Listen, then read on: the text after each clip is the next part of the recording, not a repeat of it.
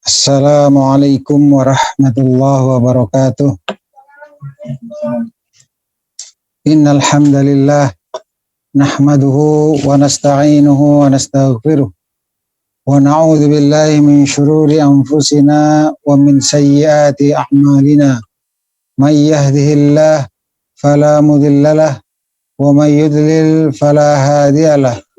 Wa asyhadu an la ilaha illallah wahdahu la syarikalah. Wa asyhadu anna Muhammadan abduhu wa rasuluhu sallallahu alaihi wa ala alihi wa ashabihi wa man tabi'ahum bi ihsanin ila yaumiddin, amma ba'd.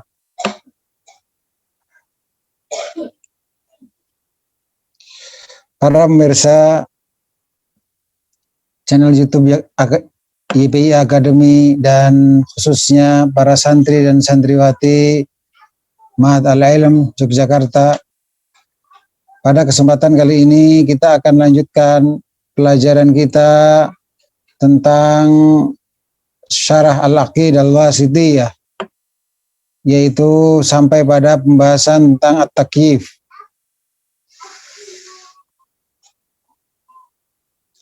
Berkata Syekh Shalih Al-Fauzan hafizahullah ta'ala, wat-takyifu huwa ta'yinu kaifiyatis sifah. Takyif adalah menentukan bagaimananya sebuah sifat. Menentukan bagaimananya sebuah sifat.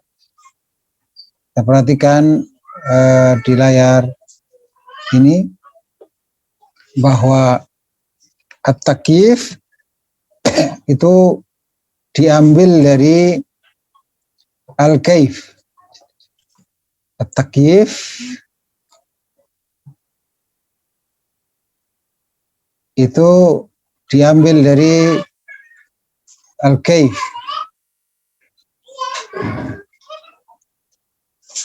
Apakah al-kaif itu? Al-kaif itu adalah al-hay'ah. Al-kaif adalah al-hay'ah.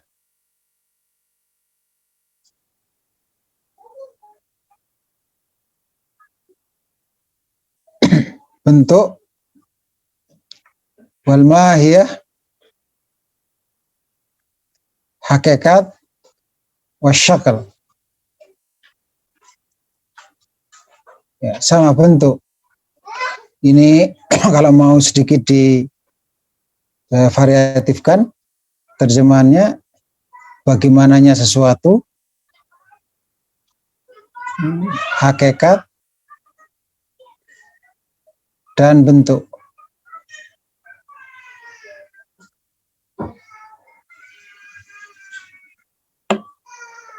Dan ulama menjelaskan, sebagaimana ini dikatakan oleh Ibnu Qudamah rahimahullah ta'ala, bahwa al-kaifiyah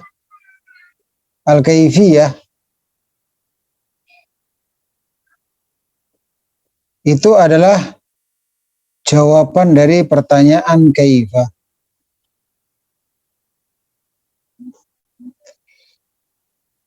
Jawaban dari pertanyaan kaifa.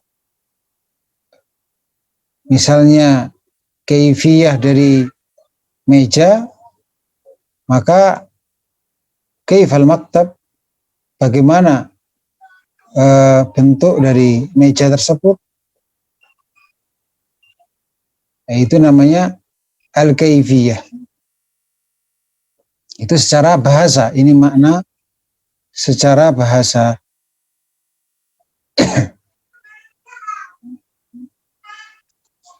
Ini adalah lughatan, secara bahasa. Adapun secara istilah,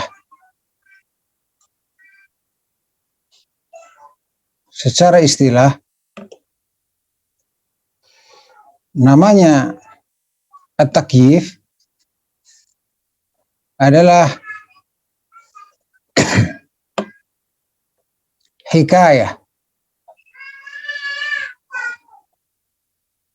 yaitu penyebutan kaifiyah. bagaimananya as-sifat, sebuah sifat,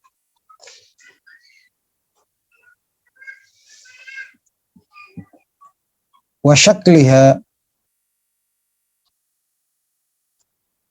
wa syakluha,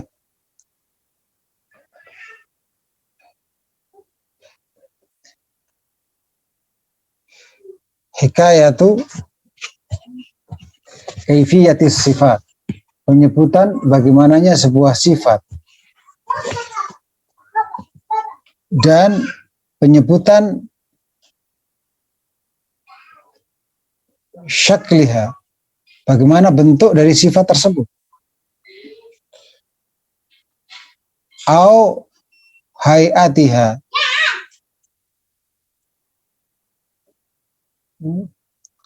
sama ini bentuk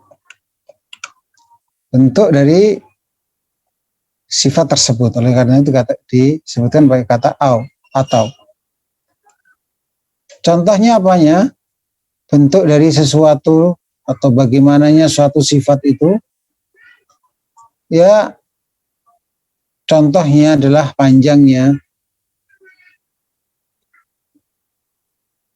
sebuah sifat, lebarnya,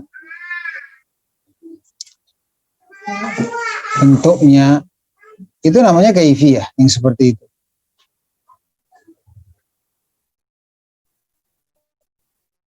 Intinya kaifiyah sebagaimana disampaikan oleh Syekh di sini, ta'yinu dalam bahasa lain sama, ini saling menguatkan definisi ini. Kalau dalam kitab ini adalah ta'yinu kaifiyah as-sifat, as-sifah, menentukan ataupun menyebutkan bagaimananya sebuah sifat, bagaimana ataupun bentuknya, bagaimana ataupun bentuk dari sebuah sifat. Misalnya, di antara sifat Allah adalah tangan,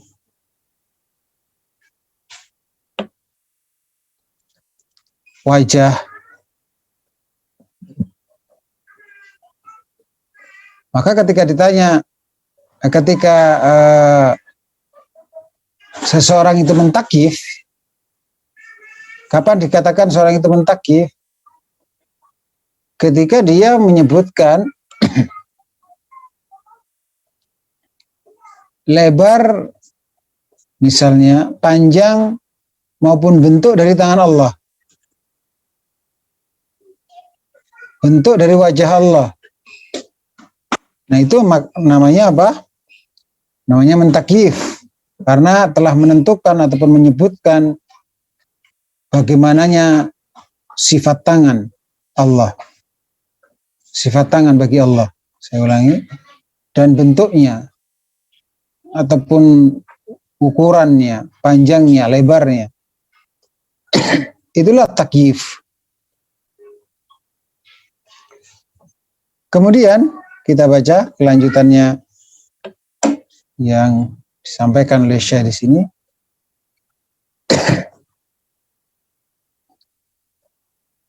Beliau berusaha menyebutkan makna dalam bahasa Arab.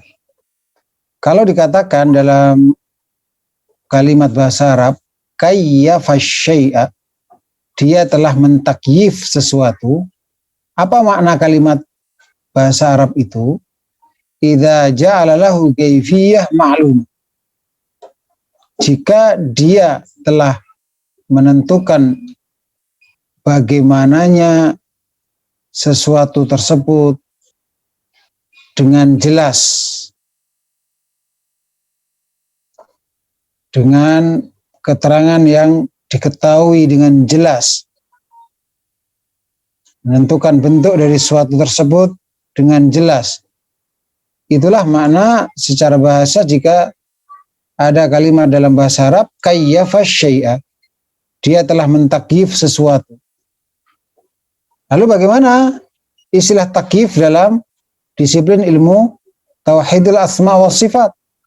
Fatakyifu sifatillahi huwa Maka mentakyif sifat-sifat Allah itu maknanya adalah ta'yinu kaifiyatiha wal hay'ah allati takunu 'alaiha,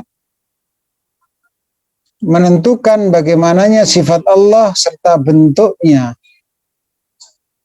bentuk sifat tersebut. Maka yang seperti ini tidak mungkin bagi manusia untuk menentukannya, menentukan kaifiyah, bagaimananya sebuah sifat tersebut. Mengapa? Karena itu termasuk ilmu yang hanya Allah Subhanahu wa taala yang mengetahui dan kita tidak mampu untuk sampai kepadanya, dan Allah tidak, karena Allah tidak mengajarkan kepada kita. Allah tidak mengajarkan kepada kita. Karena as-sifah itu tabi'ah lidzat. Ini adalah sebuah kaidah. Pembicaraan tentang sifat itu mengikuti pembicaraan tentang zat. Atau dengan bahasa kaidah yaitu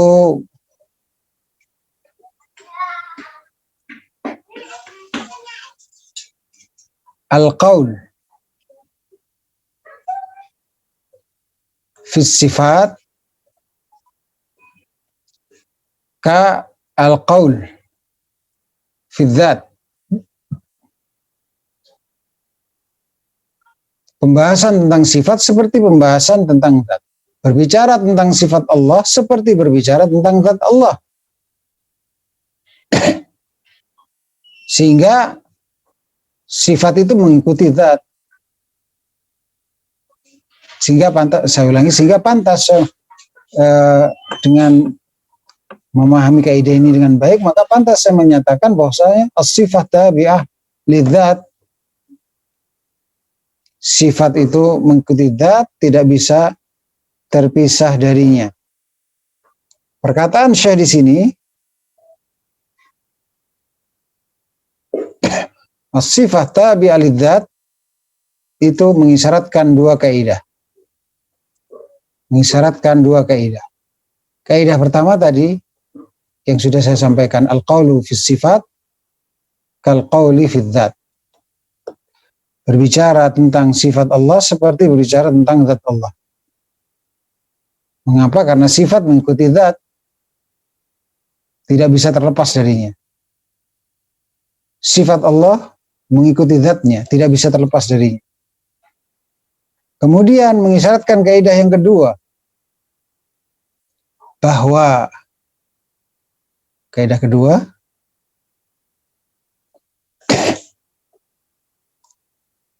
ini nomor satu, nomor dua, bahwa sesuatu yang disandarkan kepada Allah itu ada dua.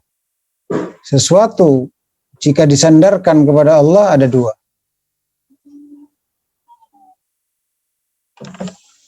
Yang pertama, jenisnya adalah idhafatu as-sifah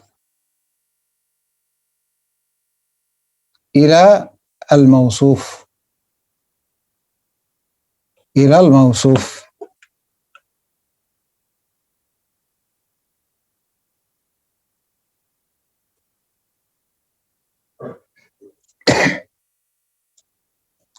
Yaitu menyandarkan sifat kepada yang disifati. Menyandarkan sifat kepada yang disifati. Kemudian yang kedua adalah idhafatu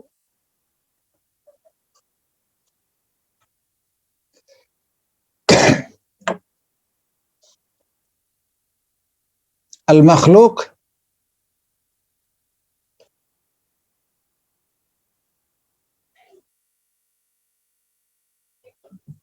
ila al-khaliq. Penyandaran makhluk kepada penciptanya. Penyandaran makhluk kepada penciptanya.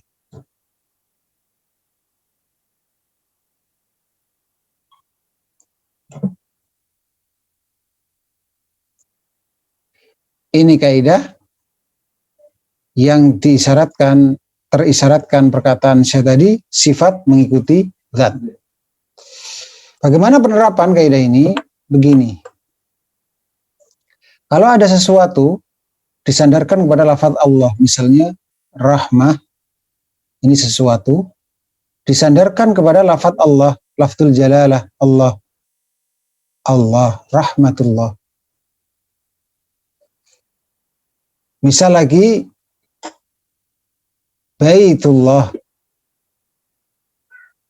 bait sesuatu yaitu rumah disandarkan kepada lafzul jalalah yaitu Allah.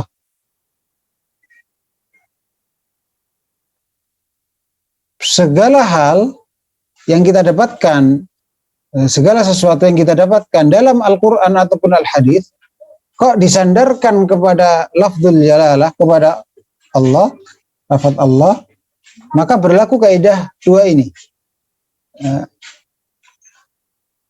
Secara umum, kisaran kaidah yang berlaku padanya adalah tidak terlepas dari dua ini. Salah satu dari dua ini maksudnya.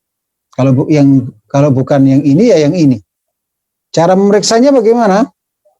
Cara memeriksanya begini. Jadi kalau cara apakah yang ini mengikuti kaidah yang nomor satu ini, apakah yang ini mengikuti yang kedua?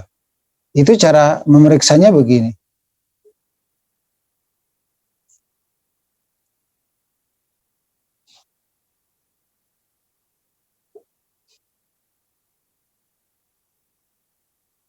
Kalau audionya nanti. Ya, baik.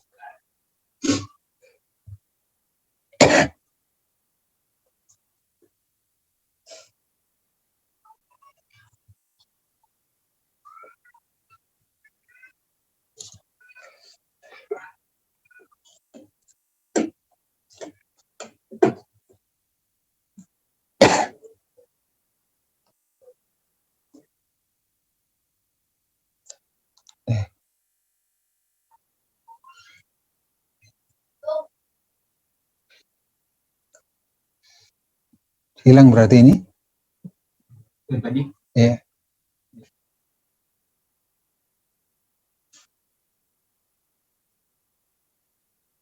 Ya. Saya ulangi lagi.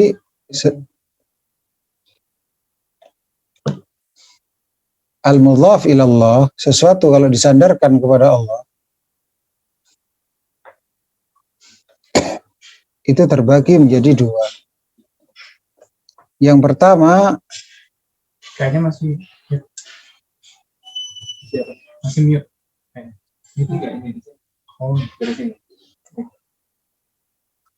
idhafatu as-sifah ilal mausuf, dan idhafatu al-makhluq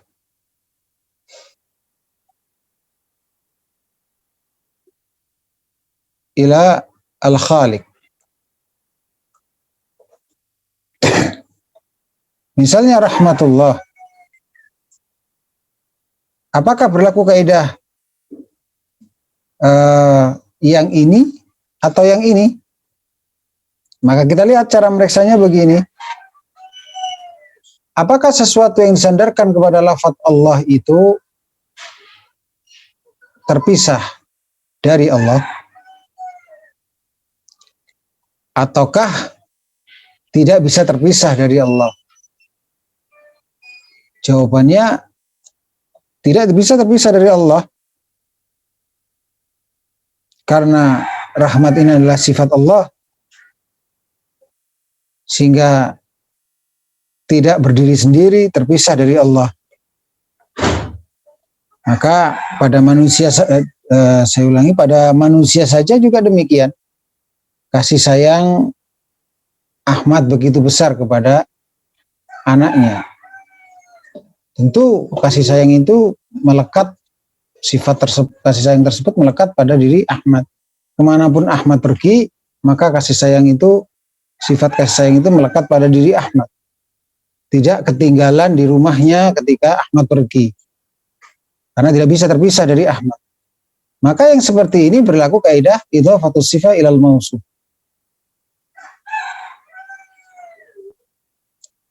Disandarkannya sifat, ini sifat, kepada yang disifati, yaitu Allah yang disifati. Allah. Adapun Baitullah,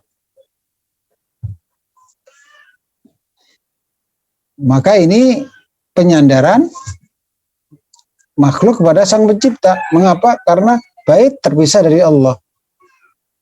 Al-Ka'bah. Tetapi mengapa disandarkan kepada Allah? Ada faedahnya, litasyrif, yaitu untuk memuliakan rumah tersebut, karena ini rumah. Penjelasan Syekh di sini. Kemudian kita lanjutkan perkataan Syekh. Karena sifat itu mengikuti zat, tidak bisa terlepas darinya, tidak sebagaimana makhluk itu terpisah dari Allah, tidak menyatu dengan Allah. Fakama anna dzatullah la yumkin lil bashar ma'rifah kaifiyatiha. Maka sebagaimana zat Allah, manusia tidak mungkin mengetahui kaifiyahnya. Maka demikian pula sifat Allah Subhanahu wa taala tidak diketahui kaifiyahnya. Karena apa? Tadi sifat Allah itu mengikuti zat. Kalau zat Allah tidak diketahui kaifiyahnya, maka sifat Allah juga demikian. Al-qaulu fi dzat kal-qauli al-qaulu fi sifat kal-qauli fi dzat. Berbicara tentang sifat Allah itu seperti berbicara tentang zat Allah. Kalau seseorang bertanya, bolehkah kita menentukan bagaimananya sifat Allah? Maka kita katakan dengan jawaban sebuah pertanyaan balik, bolehkah kita menentukan bagaimananya zat Allah? Jawabannya tidak boleh, maka menentukan sifat Allah juga tidak boleh, karena berbicara tentang sifat seperti berbicara tentang zat. Sifat itu mengikuti zat. Oleh karena itu, ketika Imam Malik rahimahullah ditanya, Ar-Rahmanu 'ala arsy istawa, kaifastawa, bagaimana istiwanya Allah dalam firman Allah Ta'ala ini, maka istawa yang artinya yaitu di atas, Ar-Rahmanu 'ala arsy istawa, Ar-Rahman yang maha pengasih ada di atas arsy. Itu mana istawa, dan tidak tepat jika diartikan dengan semayam. Kemudian faqala al-istiwa'u ma'lumun. Lalu Imam Malik rahimahullah mengungkapkan sebuah kaidah, yaitu sebuah jawaban yang ini hakikatnya merupakan kaidah besar. Al-istiwa'u ma'lumun. Istiwa itu, sifat istiwa itu sesuatu yang sudah diketahui maknanya.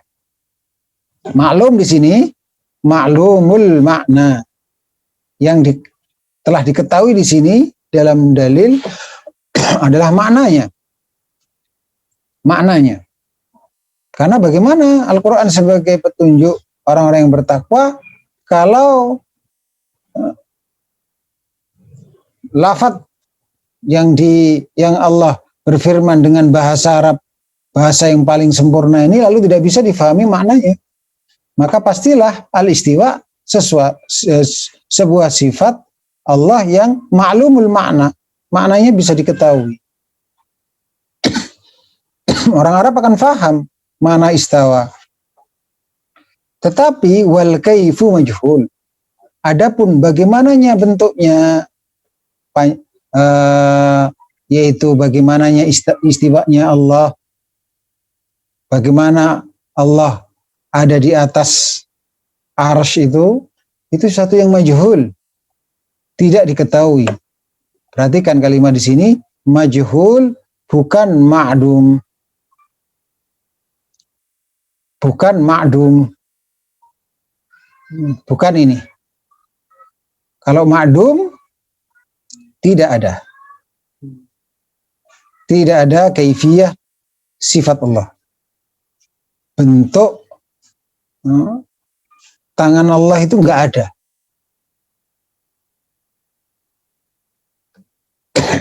Bentuk wajah Allah itu enggak ada. Itu kalau ma'dum. Tetapi Imam Malik tidak mengatakan ma'dum tapi majhul. Tidak diketahui karena Allah tidak mengajarkan kepada kita. Kita tidak mengetahui ilmu tentang hal itu. Ini ujian keimanan kepada kita. Ujian keimanan untuk kita. Apakah kita mengimani perkara yang gaib atau tidak? Nah, karena di antara ciri khas orang yang beriman adalah yu'minuna bil ghaib. Beriman terhadap perkara yang gaib. Lalu apa bedanya kalau seseorang yang beriman sama dengan orang yang mendewa-dewakan akal dan hanya percaya kepada sesuatu yang zahir dan tidak percaya sesuatu yang gaib. Nah, maknanya apa Imam Malik mengatakan majhul, tidak diketahui, maknanya adalah bukan berarti tidak ada. Karena kaidahnya adalah setiap segala sesuatu pasti ada kaifiyahnya. Termasuk sifat Allah ada kaifiyahnya. Jadi ada kaifiyah sifat Allah tapi tidak diajarkan kepada kita, begitu. Sebagai ujian keimanan bagi kita. Oleh karena itu begitu telitinya Imam Malik rahimahullah taala menyusun sebuah kaidah. Karena ini bisa diterapkan pada seluruh sifat-sifat Allah.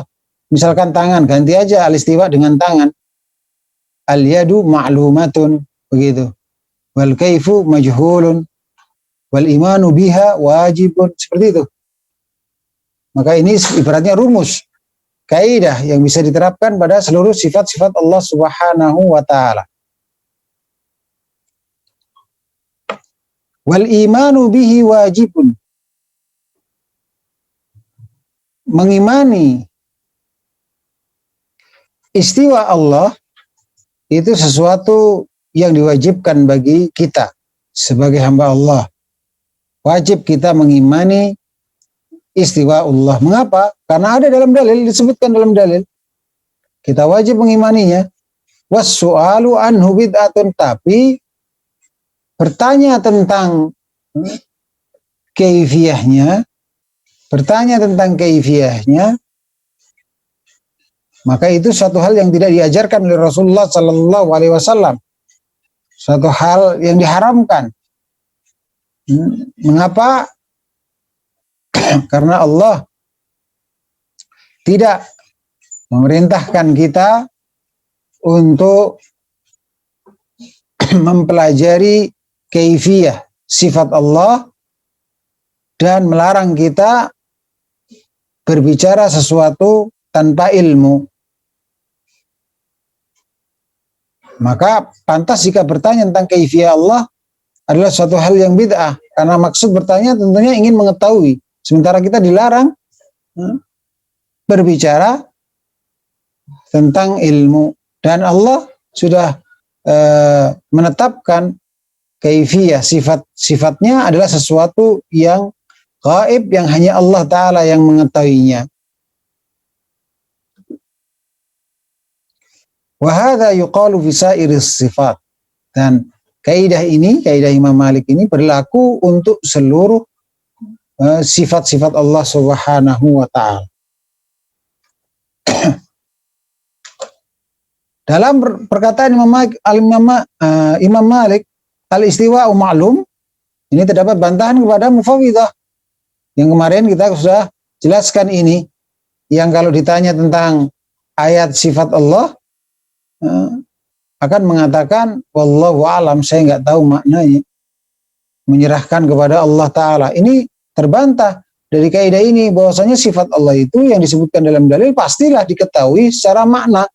Bagaimana sesuatu yang mendominasi isi Al-Quran, yaitu tentang ayat-ayat tentang sifat dan nama Allah, lalu tidak bisa diketahui maknanya, padahal Al-Quran sebagai petunjuk hidup manusia. Ini hal yang mustahil yang seperti ini. Kemudian adapun wal kaifu majhul, ini bantahan kepada ahlu takyif. Jadi wal kaifu majhul bantahan kepada ahlu takyif. Ini bantahan kepada ahlu takyif. Kalau ini bantahan kepada mufawwidah. Gitu. Wal imanu bihi wajibun. Ini kan menetapkan sifat Allah. Berarti bantahan kepada ahlu ta'til. Kepada ahlu ta'til. Ini ahlu takyif. Ketika ini ahlu ta'til. TH.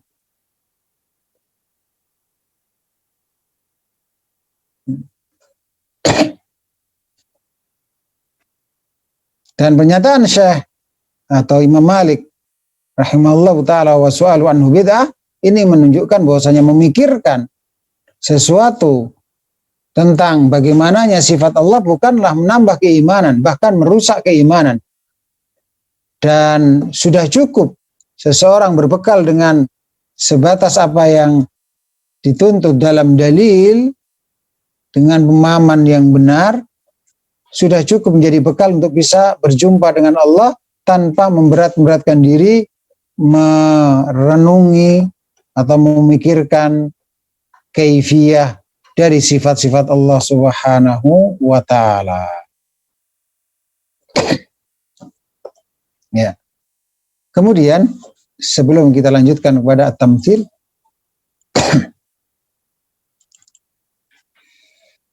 kita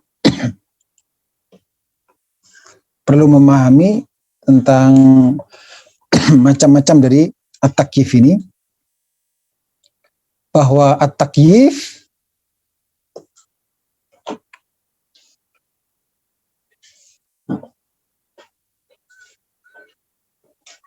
terbagi menjadi dua.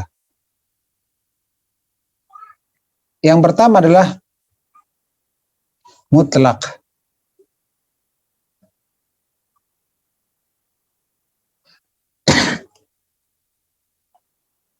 Yang pertama adalah mutlak. Yang kedua adalah, yang pertama mutlak. Apa maksudnya mutlak? Maksudnya mutlak adalah tidak disebutkan mumathilnya, tidak disebutkan sesuatu yang dianggap bisa menggambarkan bentuk dari sifat Allah.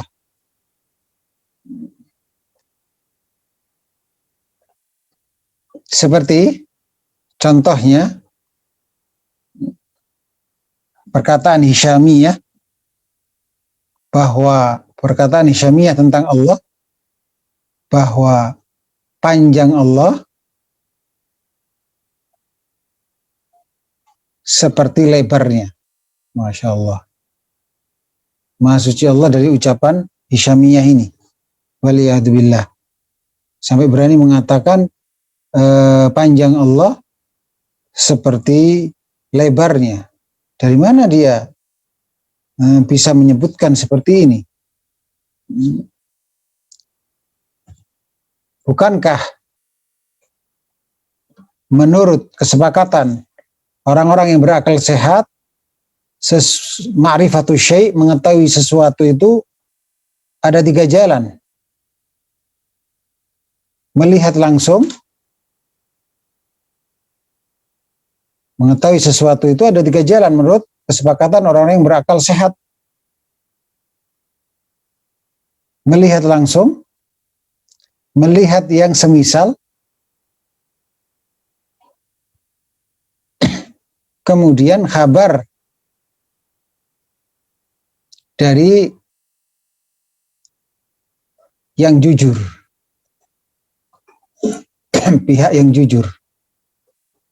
Coba kita katakan kepada Hisyamiyah, Pak Hisyamiyah, orang yang meyakini keyakinan Hisyamiyah ini, kamu bisa mengatakan bahwa panjang Allah seperti lebarnya. Pernahkah kamu melihat langsung Allah? Tidak pernah, nggak mungkin. manusia bisa melihat Allah di dunia ini. Nanti kalau sudah masuk di surga akan melihat Allah Subhanahu wa taala, penduduk surga. Di dunia tidak mungkin. Jadi tertutup jalan ini secara logika. Kesepakatan orang-orang yang berakal sehat. Kemudian yang kedua, apakah kamu pernah melihat sesuatu yang semisal Allah?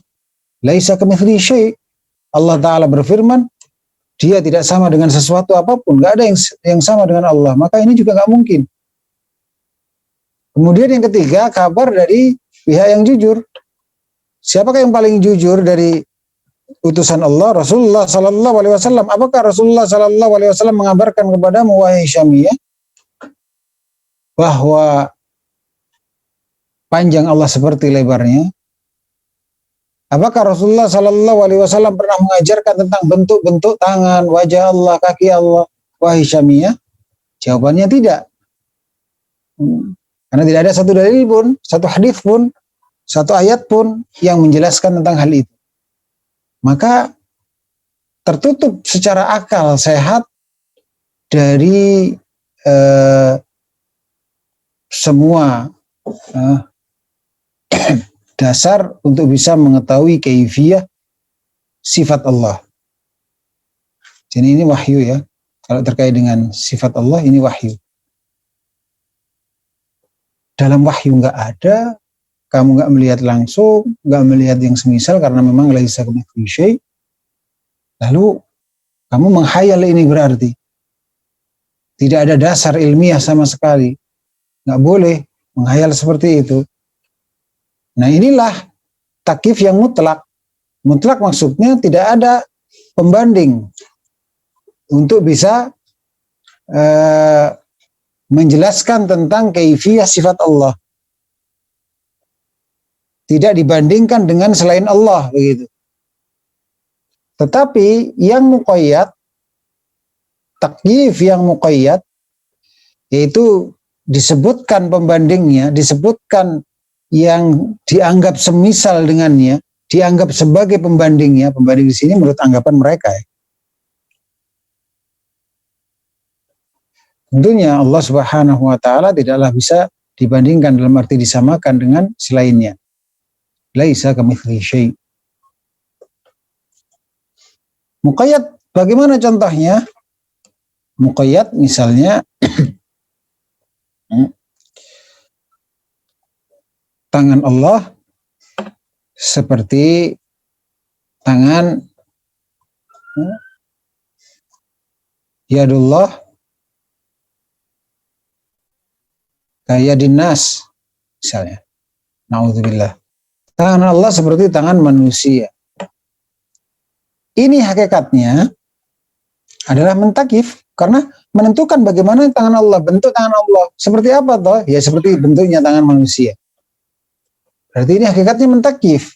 Meskipun di sisi yang sama, meskipun kalimat ini juga bisa masuk, juga merupakan at-tamthil, menyamakan sifat Allah dengan sifat makhluk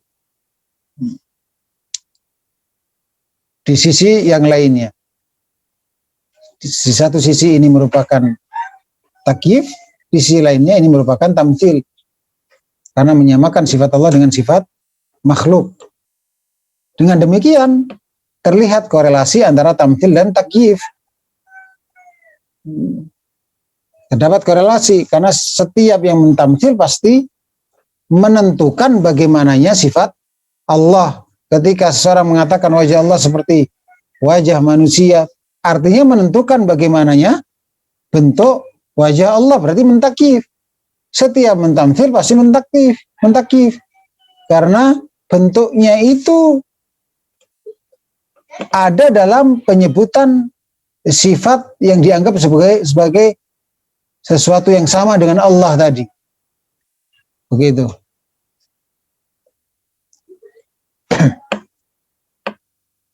Kembali saya ingatkan, jika khawatir terlalu cepat mencatatnya, bisa di screenshot untuk bisa diulangi nanti di luar pertemuan. Baik.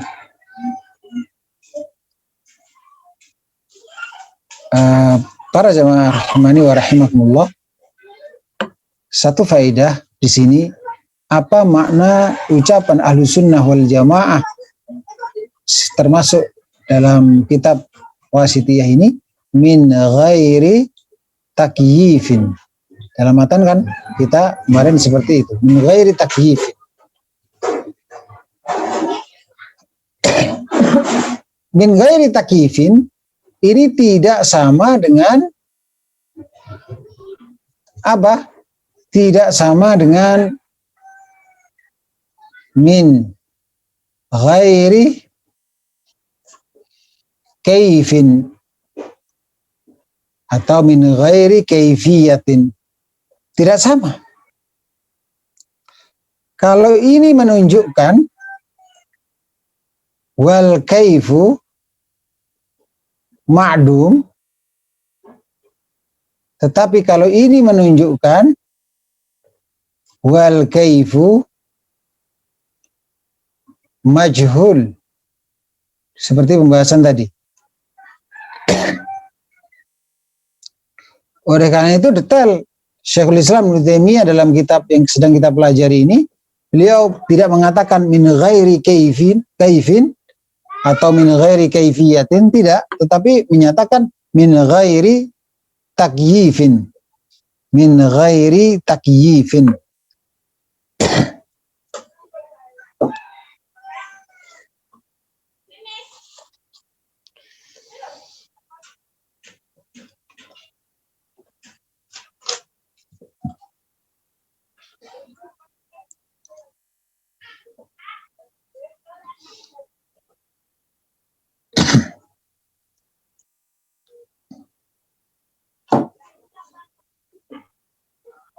Ya. Kemudian kita kembali kepada kitab.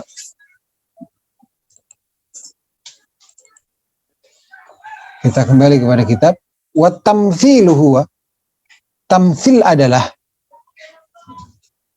huwa tashbihu. Tamtsil adalah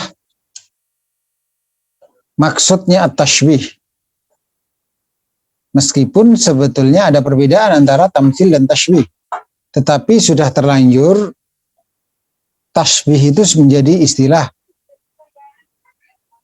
perbuatannya ahlul bid'ah yang maksudnya sebetulnya adalah tamtsil.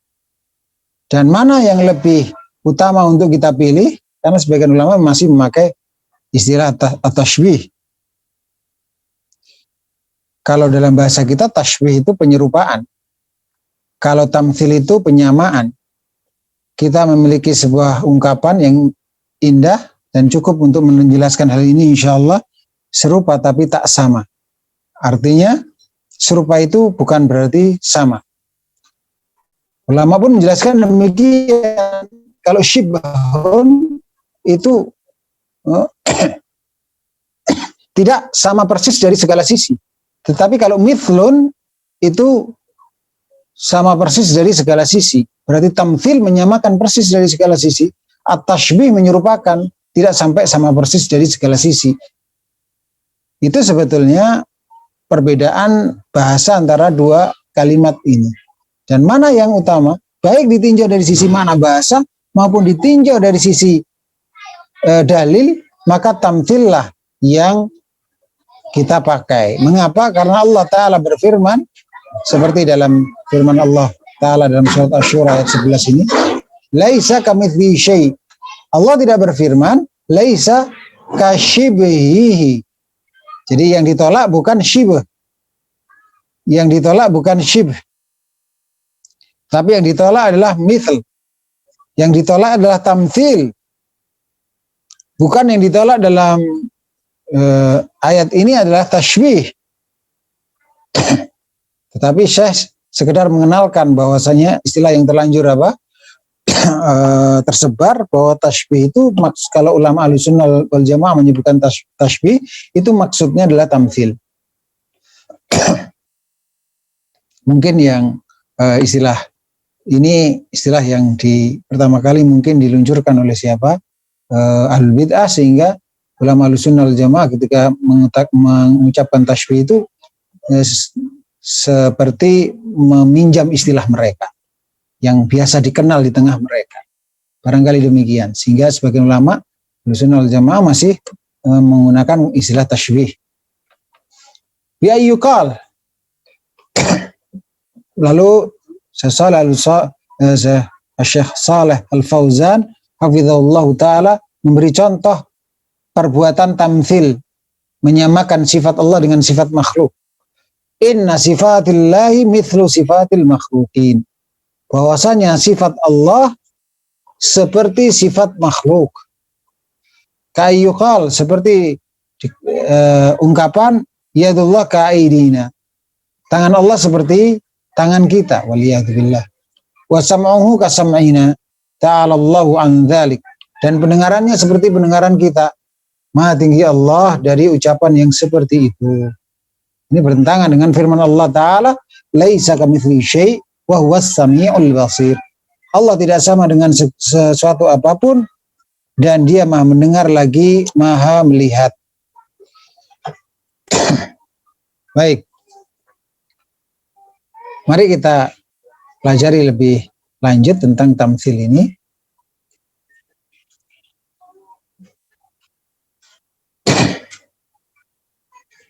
At-tamtsil secara bahasa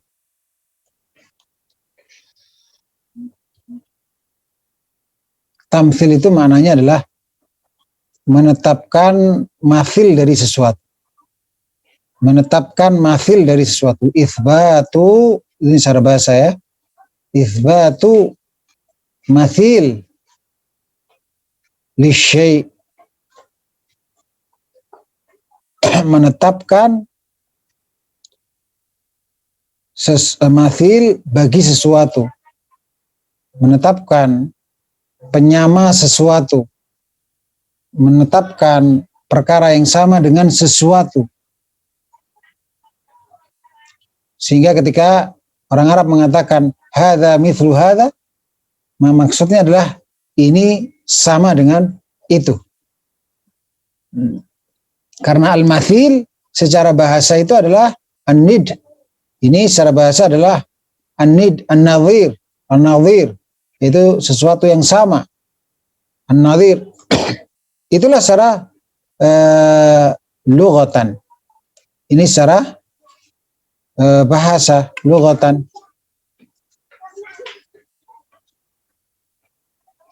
Secara istilah, apakah yang dimaksud dengan at-tamtsil? Secara istilah, at-tamtsil adalah al-i'tiqad, meyakini fi sifatil khaliq, meyakini sifat sang pencipta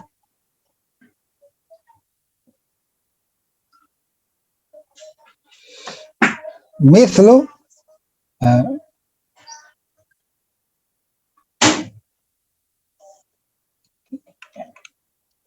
annaha, bahwa sifat tersebut sama seperti sifat makhlukin, seperti sifat makhluk.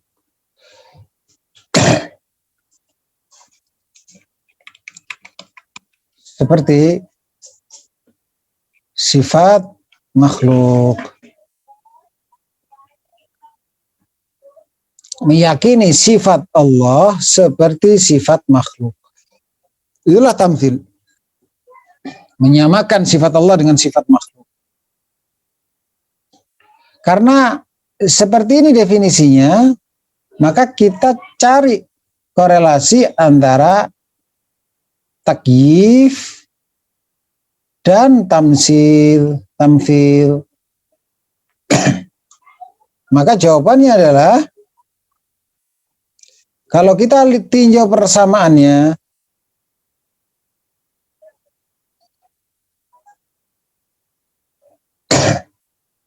takyif dan tamtsil sama-sama menyebutkan tentang kaifiyah. bagaimananya sifat Allah.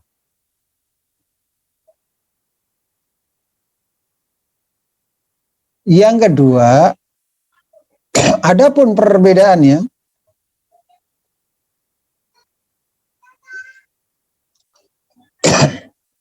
dalam menyebutkan kaifiyah sifat Allah, takyif ada yang mutlak, yaitu tidak menyebutkan mumathilnya, tidak menyebutkan pembanding yang diyakini sama.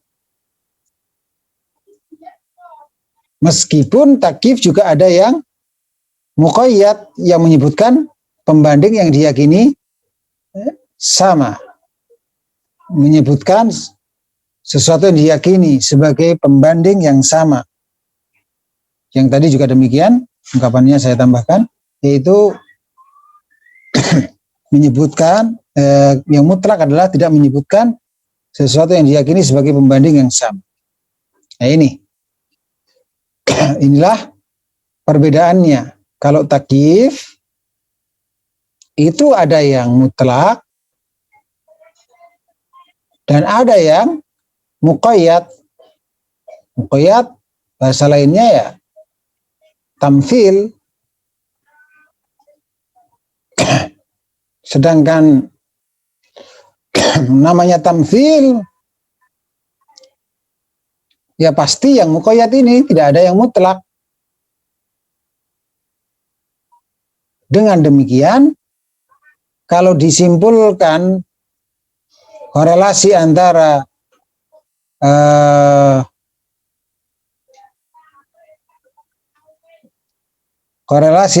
takyif dan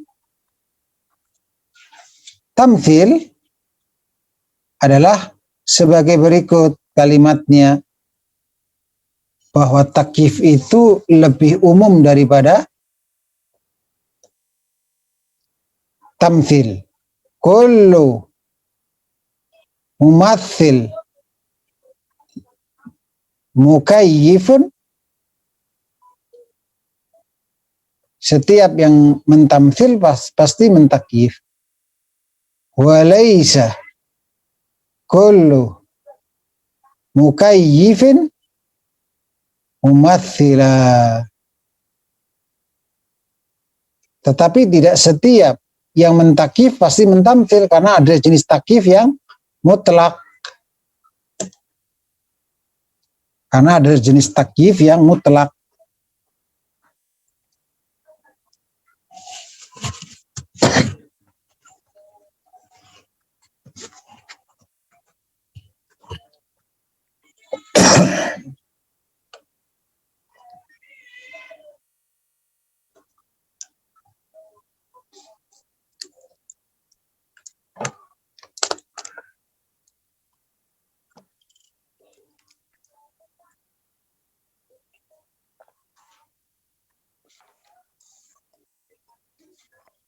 Mari kita perhatikan lebih lanjut.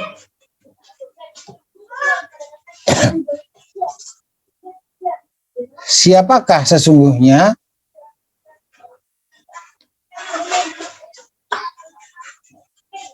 mumathilah ini?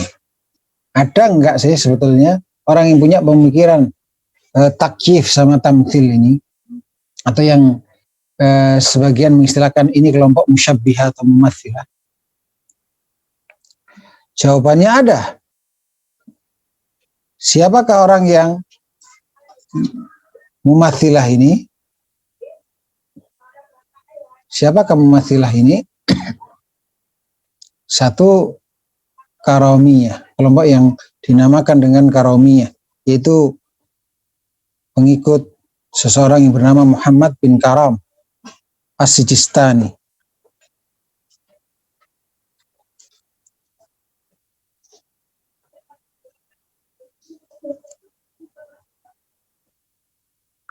Dan karomiyah ini sektenya sampai 12 sekte, sedangkan aliran besarnya ada 6. Kemudian yang kedua, yang juga terjatuh pada mumathilah, al-Hisyamiyah.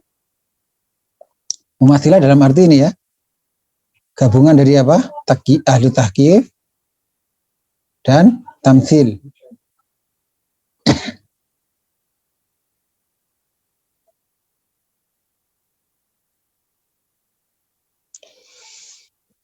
Ini Hisyamiyah.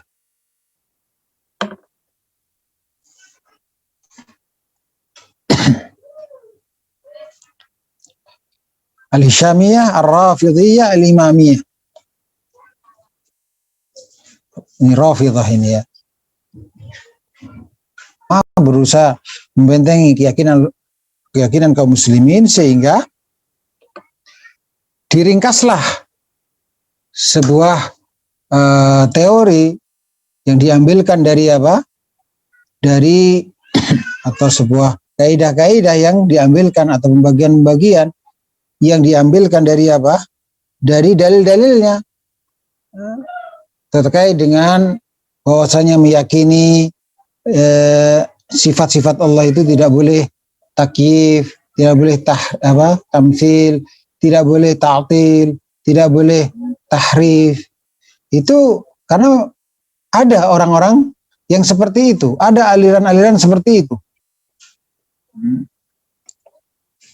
Dan sebetulnya tanpa diperinci seperti itu pun, tanpa diperinci, dijelaskan pembagian-pembagian seperti itu, jika seseorang memahami dalil dengan baik, memahami firman Allah Ta'ala laisa kamitslihi syai' wa huwas samiul basir dengan baik, maka akan tertolak pokok-pokok aliran sesat dalam masalah ini.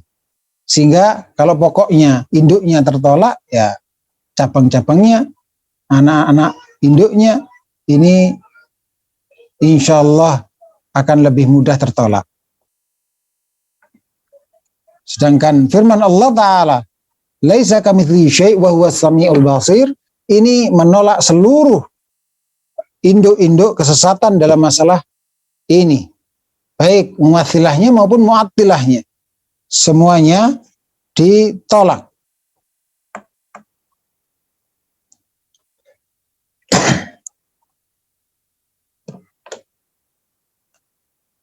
Sehingga sebut ulama-ulama zaman dahulu, para sahabat radhiyallahu anhum, tidak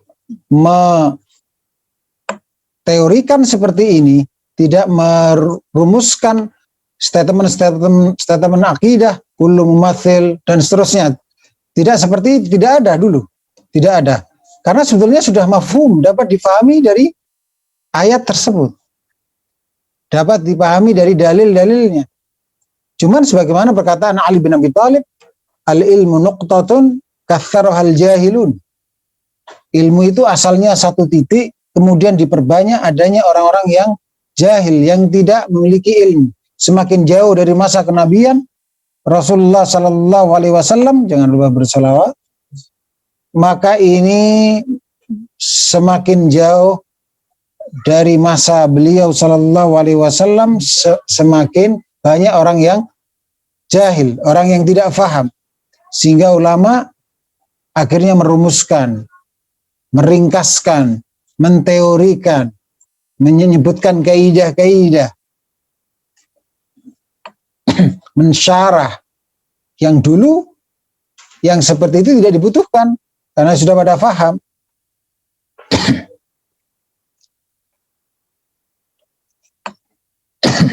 Kemudian Syekh setelah itu menyebutkan firman Allah Subhanahu wa taala, laisa kamitslihi syai' wa huwas samiul basir. Dia tidak sama dengan sesuatu apapun dan dia maha mendengar lagi maha melihat.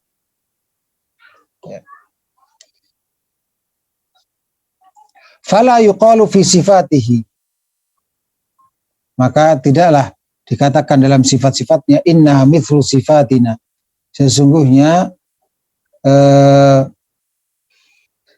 sifat-sifat Allah itu seperti sifat kita, au syibh sifatina au ka sifatina. Ini muradif saja, sinonim saja. Intinya sama ini. Kama la yuqal, sebagaimana juga tidak boleh kita katakan sesungguhnya zat Allah seperti zat kita. Padahal tadi kaidahnya sifat mengikuti zat. Kalau dalam masalah zat tidak boleh, ya dalam masalah sifat juga tidak boleh, karena sifat mengikuti zat. Maka seorang mukmin ahlu tauhid menetapkan sifat-sifat Allah semuanya. Namun ingat, ini catatannya, kita tetapkan memang semuanya, namun sesuai dengan keagungan Allah Subhanahu wa taala. Sesuai dengan keagungan Allah Subhanahu wa taala.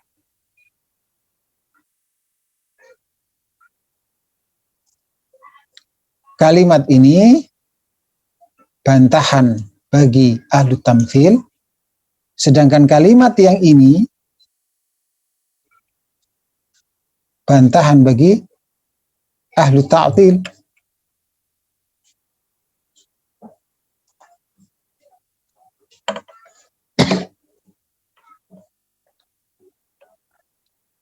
Karena mu'attil itu yanfiha atau yanfi ba'daha. Ahlu ta'til itu tipe orang yang meniadakan sifat-sifat Allah seluruhnya ataupun sebagiannya. Sedangkan mumassil, mutsabbih menetapkannya tapi tidak sesuai dengan keagungan Allah, dengan penetapan yang tidak layak bagi Allah tetapi layak bagi makhluk.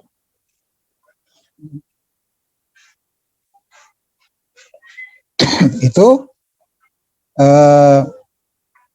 kalimat ini hakikatnya yang satu bantahan terhadap Mu'attilah yang ini, sedangkan yang ini bantahan terhadap yaitu Mumatsilah.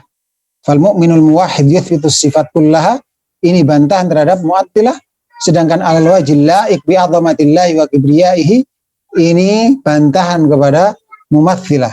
Dan inilah kesimpulan dari firman Allah Subhanahu wa taala, laisa kamitsli syai', ini bantahan kepada Mumatsilah, wa huwas samiul basir, karena mengandung penetapan berarti bantahan terhadap Mu'attilah, kelompok yang menolak sifat Allah Subhanahu wa taala.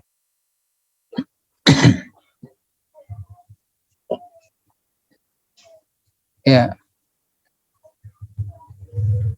Sebelum kita lanjutkan, ini diulangi lagi oleh Syekh tentang laisa kamitsli syai'. Maka sekalian kita akan berhenti di sini. Insyaallah nanti kita jelaskan lebih lanjut tentang firman Allah Ta'ala ini.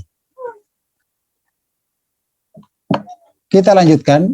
Berkata Syekhul Islam Ibnu Taimiyah, bal yu'minuna bi anna Allah subhanahu laisa kamitsli syai' wa huwas samiul basir. Bahkan mereka Ahlussunnah wal Jamaah mengimani bahwa Allah Subhanahu tidak sama dengan suatu apapun dan Dia Maha mendengar lagi Maha melihat. Fala yanfauna anhu ma wasafa bihi nafsahu, maka Ahlussunnah wal Jamaah buahnya apa? Mereka tidaklah meniadakan seluruh sifat Allah yang Allah sifati dirinya dengannya. Wala yuharrifuna al-kaliman mawadhih, dan tidak mentahrif, tidak memalingkan makna, tidak merubah makna kalamullah amma wadhi'ih, dari makna yang sebenarnya.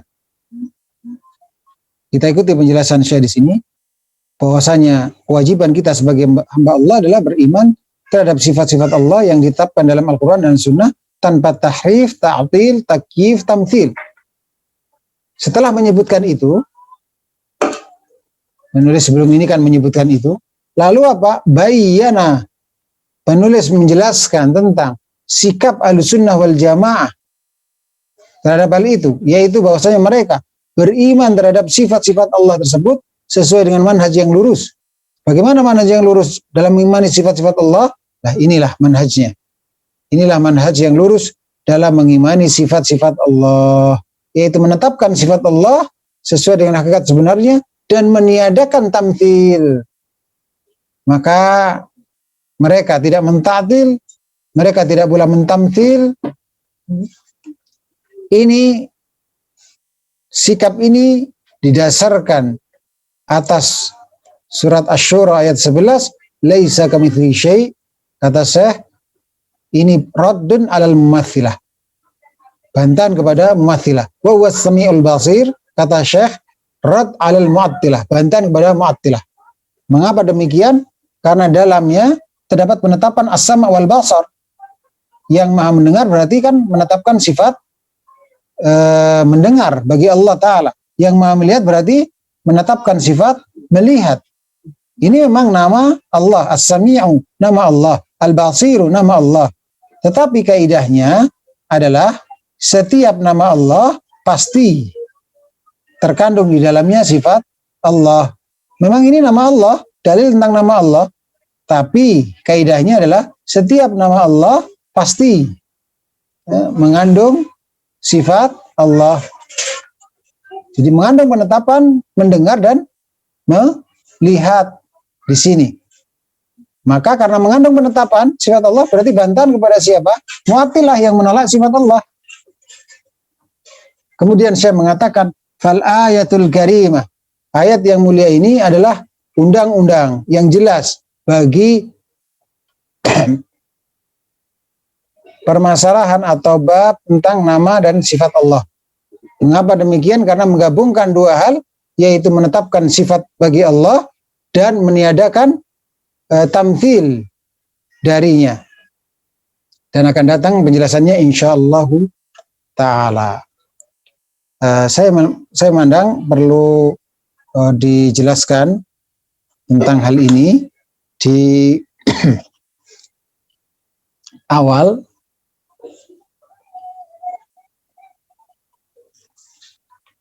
agar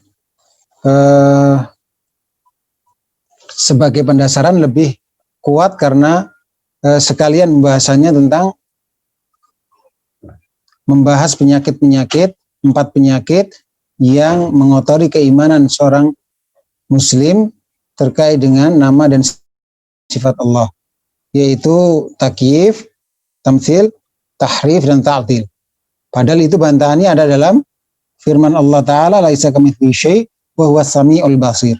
Maka sekalian menjelaskan ini sehingga nanti kalau pas ayat ini sudah tidak kita pelajari lagi, kita langsung lewati kepada ayat yang lainnya. Jadi sekalian, karena ini mumpung jadi satu dengan membahas tentang 4 perkara atau 4 penyakit yang mengotori keimanan seorang terhadap nama dan sifat Allah Subhanahu wa Ta'ala. Perhatikan kalimat saya di sini. Mengapa ayat ini dikatakan dusturun wadihun fi babis,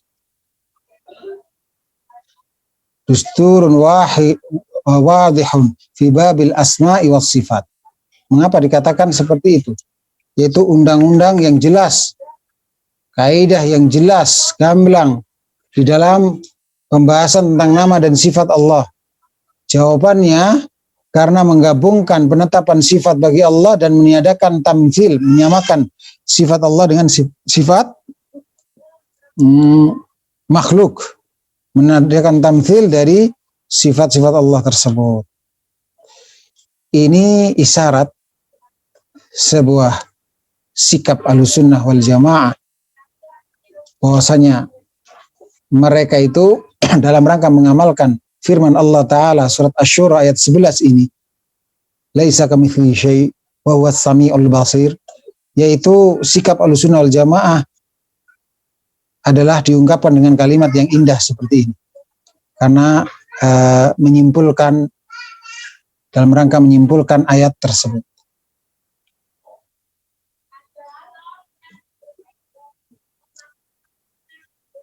Al-itsbat,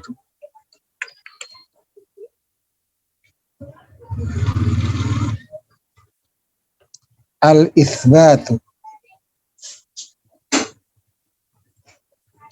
bila tamthilin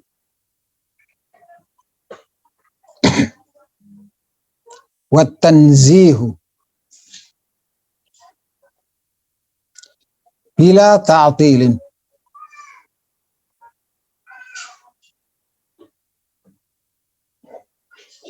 Ini kesimpulan dari surat Asy-Syura ayat 11. Kesimpulan surat Asy-Syura ayat 11 yang merupakan sikap Ahlussunnah wal Jamaah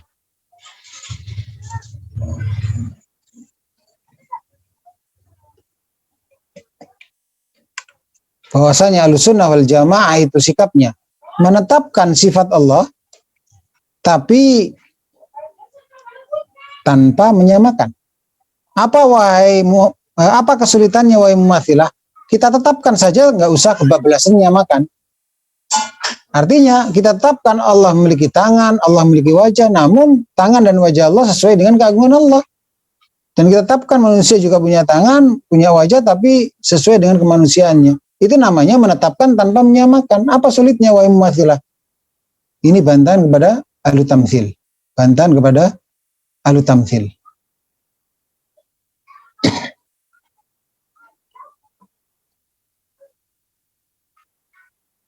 Dan inilah kesimpulan dari kalimat ini, semuanya kesimpulan dari laisa kamitslihi syai' wa huwas samiul basir.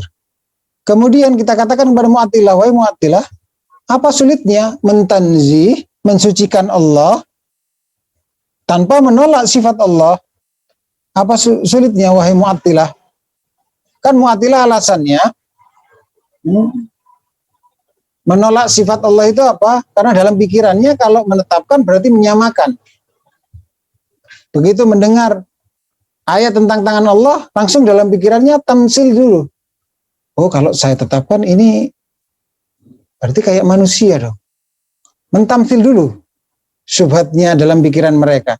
Nah, karena yang muncul di kepala mereka, di pikiran mereka itu tamsil, di hati mereka itu tamsil terlebih dahulu. Begitu mendengar dalil tentang tangan Allah, segera dia buru-buru mentanzih dengan kebablasan. Mensucikan Allah tapi kebablasan, yaitu dengan menolak sifat Allah. Padahal kita Ahlussunnah wal Jamaah mensucikan Allah dari segala aib dan kurang sempurna, tetapi tidak kebablasan sampai menolak penetapan sifat Allah. Apa sulitnya wahai Mu'attilah? Kita katakan Allah Maha Suci dari segala aib dan kekurang sempurnaan, termasuk Maha Suci Allah dari kesamaan dengan makhluk. Kita sepakat itu. Tapi nggak usah menolak. Apa sulitnya? Kita katakan Allah memiliki tangan, tapi tidak sama dengan tangan manusia. Itu namanya mensucikan Allah tanpa menolak. Karena ketika kita mengatakan tidak sama dengan tangan manusia, itu tanzih, mensucikan Allah. Ketika kita katakan Allah memiliki tangan, itu namanya menetapkan, wahai Mu'attilah, nggak seperti kamu menolak. Inilah undang-undang dalam masalah bab al-asma wa sifat, al-itsbatu bila tamthilin wa tanzihu bila ta'tilin.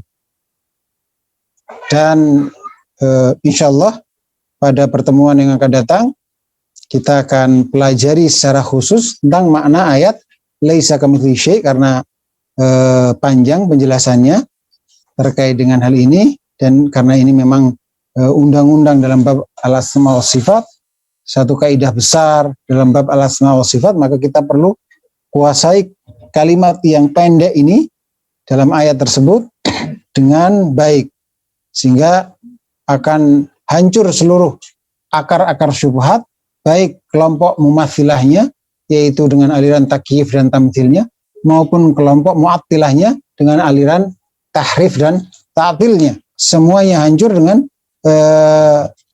yaitu menerapkan kaidah di dalam surat Asy-Syura ayat 11 ini. Namun karena penjelasannya sedikit panjang, saya tunda untuk pekan depan insyaallah ta'ala. Wassallallahu wasallam wa baraka ala nabiyyina Muhammad. Assalamualaikum warahmatullahi wabarakatuh.